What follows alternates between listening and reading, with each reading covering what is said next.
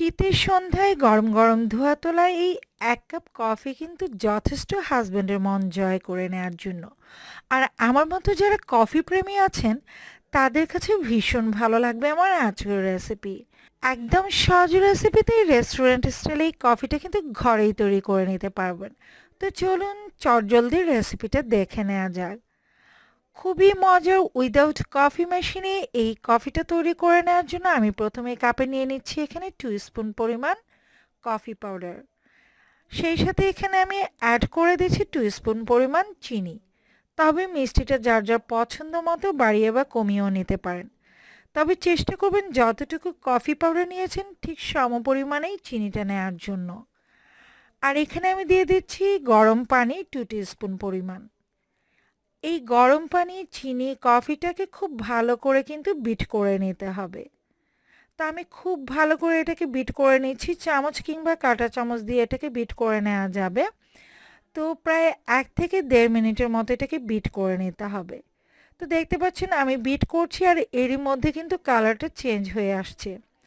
তো যতক্ষণ না পর্যন্ত কালারটা একদম হালকা হয়ে আসছে অর্থাৎ লাইট কালার হয়ে যাচ্ছে ততক্ষণ পর্যন্ত এটাকে বিট করে নিতে হবে। তো আমি প্রায় 1 মিনিটের মতো এটাকে বিট করেছি আর দেখতে পাচ্ছেন এখন কিন্তু এটা বেশ ঘন টাইপের হয়ে গেছে আর একদম লাইট কালার হয়ে গেছে। তো এই পর্যায়ে আমি বাকি কাজটা করে নিব। এবার আমি মিল্কটা প্রিপেয়ার করে নিব। সেজন্য আমি মিল্ক পানি এখানে নিয়ে নিচ্ছি 1 কাপ পরিমাণ নর্মাল পানি। আপনারা চাইলে কিন্তু এখানে 1 কাপ পানির পরিবর্তে 1 কাপ লিকুইড তরল দুধ দিয়েও তৈরি করে নিতে পারবেন।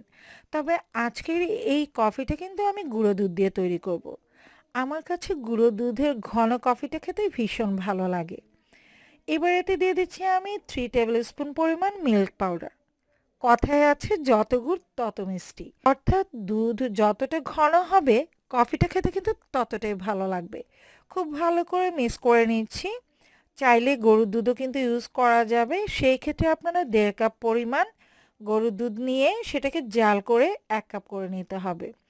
তো অপেক্ষা করছি বলক ওঠার জন্য। আজকে যেহেতু আমি গুঁড়ো দুধ দিয়ে এই কফিটা তৈরি করছি সেই ক্ষেত্রে কিন্তু দুধ ঘন করে জাল করে নেওয়ার কোনো প্রয়োজনই নেই। তো দুধ বলক চলে এসেছে। এ পর্যায়ে আমি যে কাপে সার্ভ করব সেই কাপে কিন্তু আমি বিট করে নিয়েছিলাম। আপনারা চাইলে আলাদা পাত্রেও বিট করে নিতে পারেন। এবার গরম গরম ধোয়া তোলা দুধটাকে উপর থেকে ঢেলে নিতে হবে। চেষ্টা করবেন একটু উঁচু থেকে ঢেলে নিতে, এতে করে উপরে বেশ ফেনা ক্রিয়েট হবে আর দেখতেও ভালো লাগবে। যত ফোমি হবে কফিটা খেতে কিন্তু ততটা ভালো লাগবে। ওই যে বিট করে নেওয়া কফির মিশ্রণটা সেখান থেকে আমি কিছুটা মিশ্রণ রেখে দিয়েছিলাম, সেটা উপর থেকে একটু দিয়ে দিচ্ছি জাস্ট গার্নিশিং এর জন্য। আপনারা চাইলে এটা স্কিপ করে যেতে পারেন, দেখতে ভালো লাগার জন্য আমি এটা একটু গার্নিশ করে নিচ্ছি। আর কিছুটা কফি পাউডার আমি উপরে স্প্রিঙ্কেল করে দিচ্ছি। ব্যাস, আমার গরম গরম ধোয়া তোলা কফি কিন্তু একদম রেডি। আপনারা একবার হলে এটা বাসায় ট্রাই করে দেখবেন, একদম সেই রেস্টুরেন্টের স্বাদ পাবেন।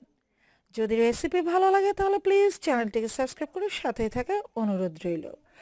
পরবর্তী রেসিপি দেখার আমন্ত্রণ জানিয়ে আজকের মতো এখানেই বিদায় নিয়ে নিচ্ছি। সবাই ভালো থাকবেন, সুস্থ থাকবেন। আল্লাহ হাফেজ।